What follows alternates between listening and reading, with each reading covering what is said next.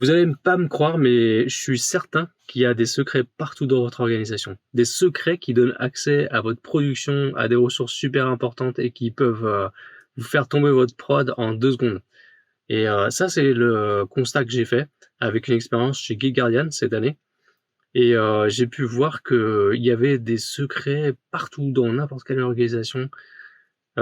Toutes les grosses organisations gèrent finalement assez mal leurs secrets. Donc ils ont tous des vaults, ils stockent tous leur mot de passe correctement, mais à un moment donné, pour une raison X ou Y, ça fuite et ça se retrouve à des endroits où il faudrait pas. Donc c'est ce dont je vais parler dans cette vidéo. Alors concrètement, où est-ce qu'on peut trouver des secrets en clair dans son organisation? Alors il y a plein d'endroits différents. Et alors le plus courant, c'est le gestionnaire de source code de Git, les repos Git, et c'est blindé de secrets en général. Alors me demandez pas pourquoi, mais c'est juste un fait.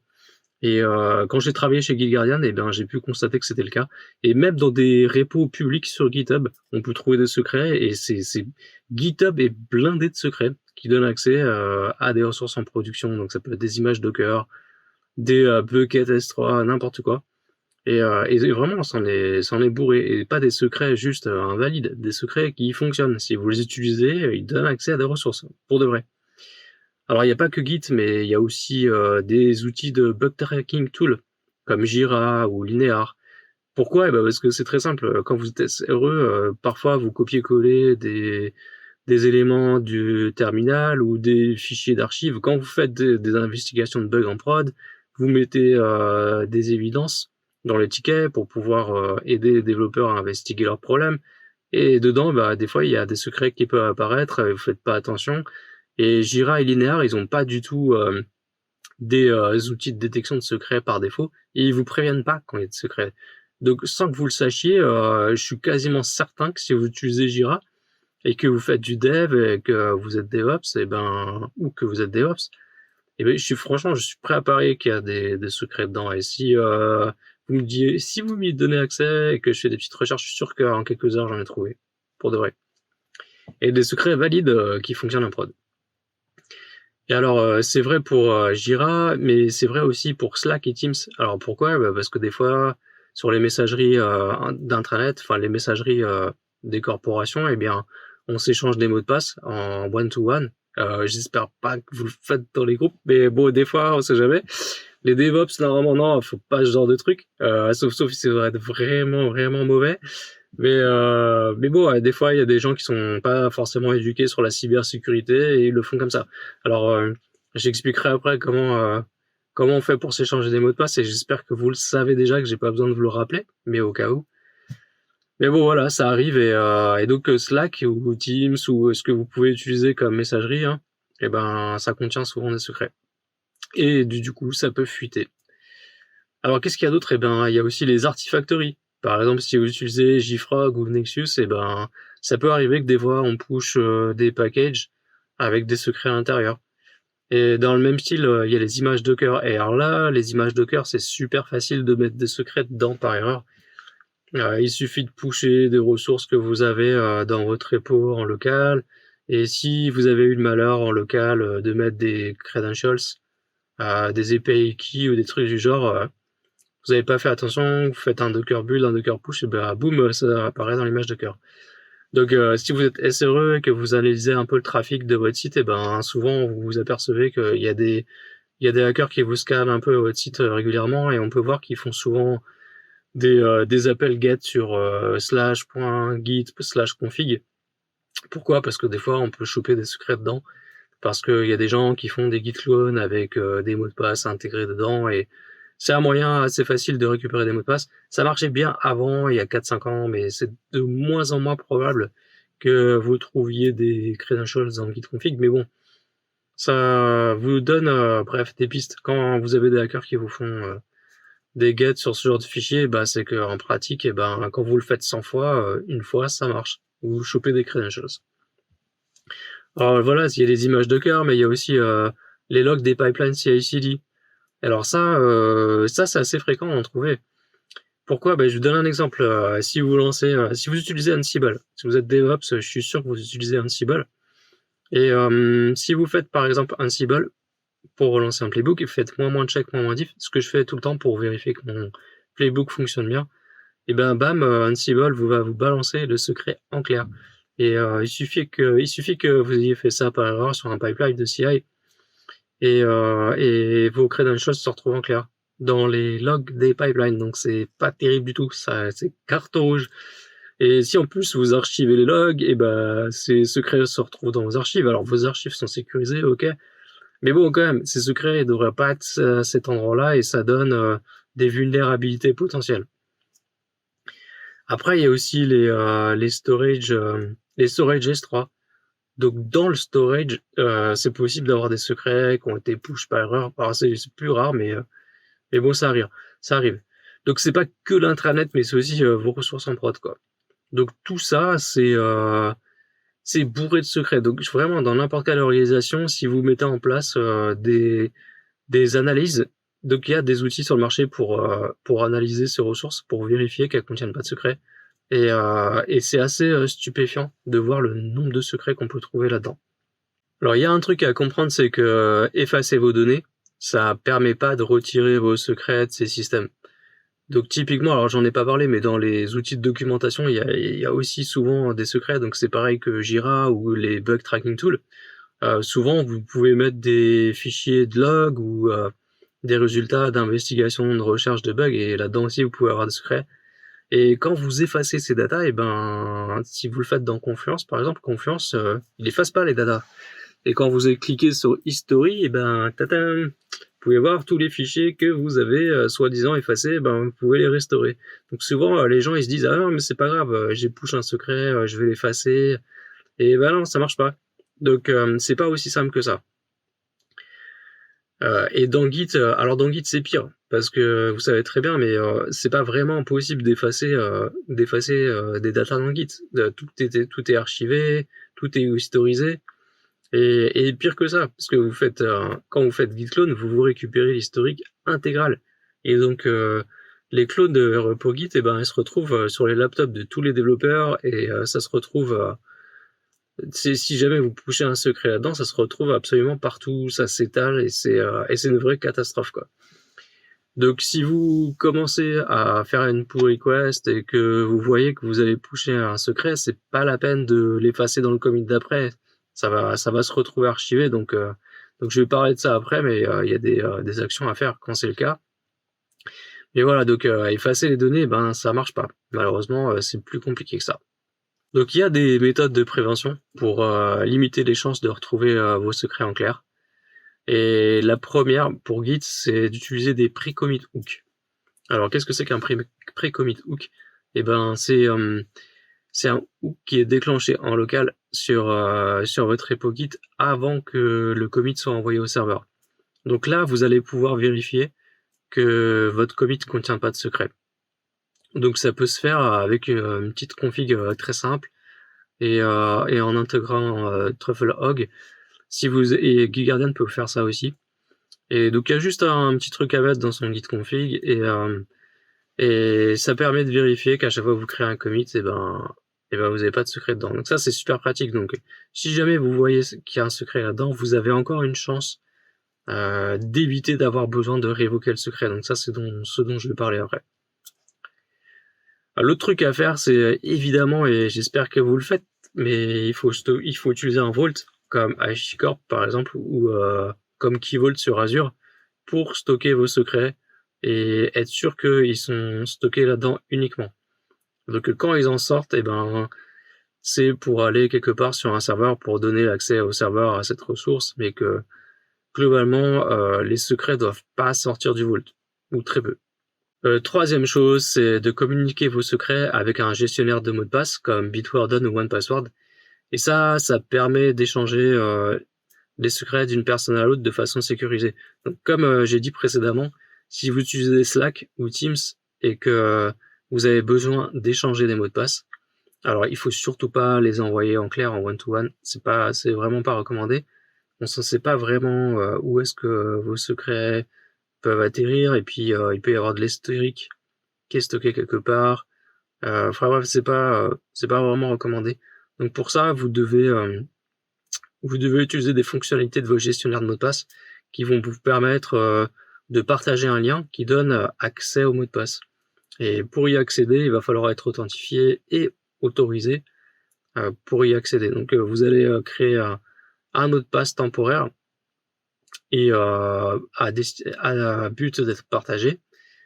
Et vous allez le partager avec une personne de votre organisation, et cette personne, idéalement, si vous avez configuré votre gestionnaire de mot de passe en SSO, cette personne va devoir s'authentifier sur le gestionnaire de mot de passe, et seulement une fois qu'elle sera authentifiée, elle pourra y accéder. Car c'est la bonne façon de partager des mots de passe. L'autre truc à faire, c'est de faire des rotations de secrets le plus régulièrement possible. Donc, tous les secrets qui donnent accès à des ressources critiques pour votre prod, vous allez devoir les inventorier quelque part, et vous allez devoir vous assurer que les clés ont été renouvelées de façon régulière. Et idéalement, je travaille là-dessus, je travaille sur un projet qui peut éventuellement, qui pourrait aider les DevOps à renouveler leurs secrets automatiquement. Et voilà, va falloir l'automatiser. Si vous automatisez ça, vous êtes le roi du pétrole. Pourquoi? Parce que vous avez plus de soucis. Si vous faites des rotations de secrets automatiques, si vous êtes capable de les automatiser, vous allez pouvoir le faire toutes les 4 semaines, toutes les 3 semaines, ou même toutes les 2 semaines.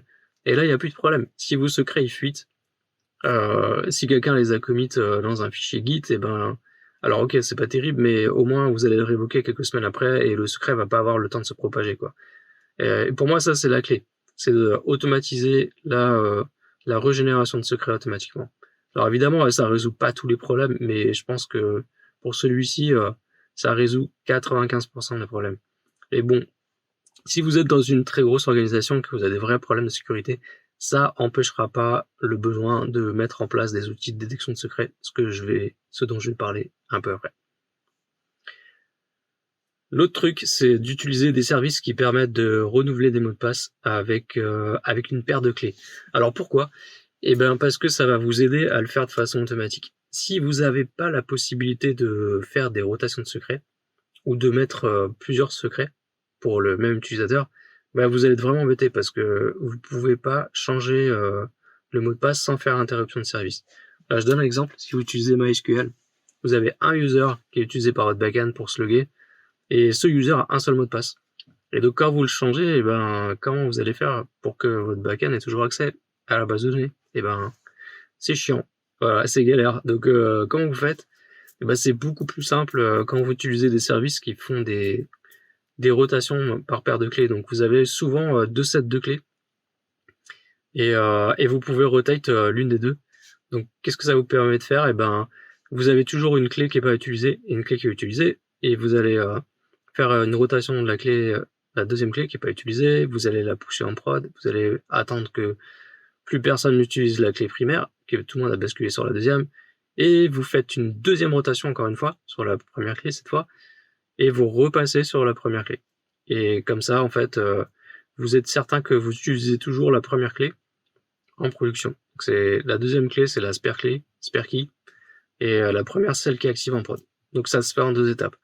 Et c'est ce que je préfère faire, parce que si vous passez de la une à la deuxième, de la deuxième à la une, de la une à la deuxième, vous devez vous souvenir quelque part, en fait, de quel est le numéro de la clé que vous utilisez, et c'est un peu galère, c'est pas pratique. Donc je préfère le faire en 2 fois personnellement. Mais voilà, donc quand vous faites le choix d'une techno par exemple, c'est bien d'intégrer dès le début le fait que vous allez devoir renouveler les mots de passe régulièrement, et que c'est bien d'avoir un service qui facilite ce genre de choses.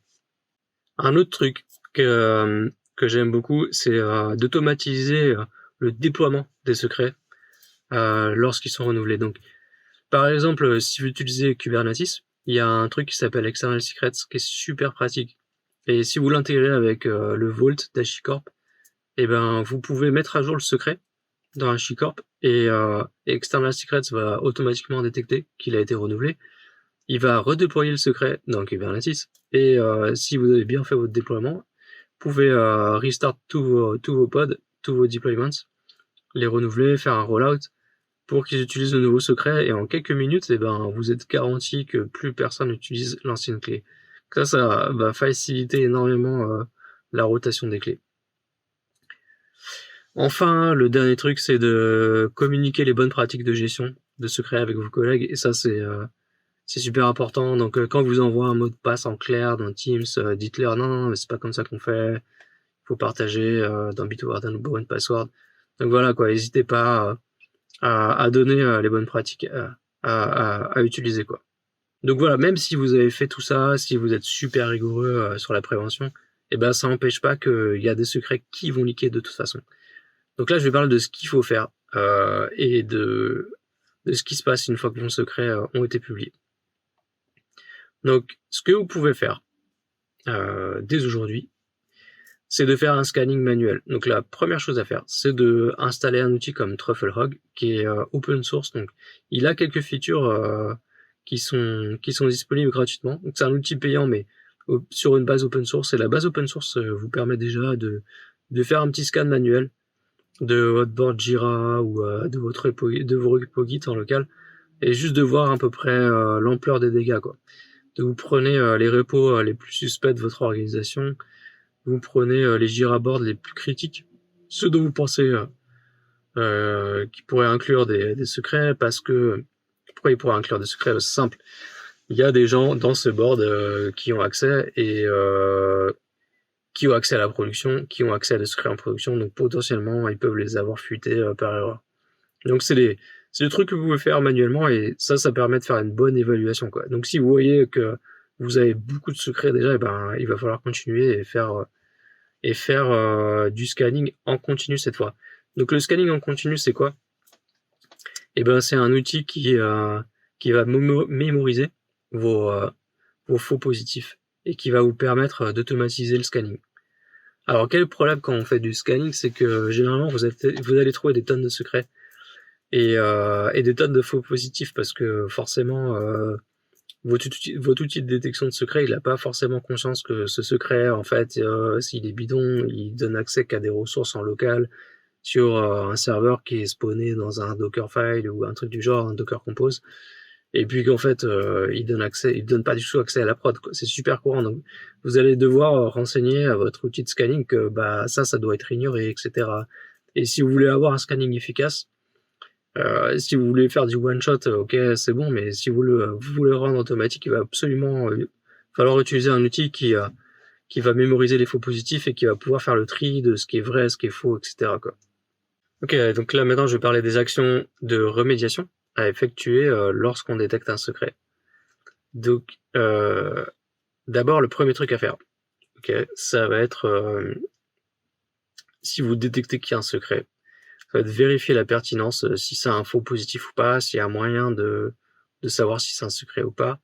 Et si vous savez pas, vous allez devoir lever le doute. Et donc généralement, il va falloir contacter votre équipe de sécurité, et eux vont devoir faire le travail. Et pour cette équipe de sécurité, eh ben, elle va devoir contacter l'équipe concernée, voir si, ok, est-ce que ce secret donne accès à une ressource ou pas. Et dans le doute, elle va devoir le révoquer. Voilà, donc c'est aussi simple que ça.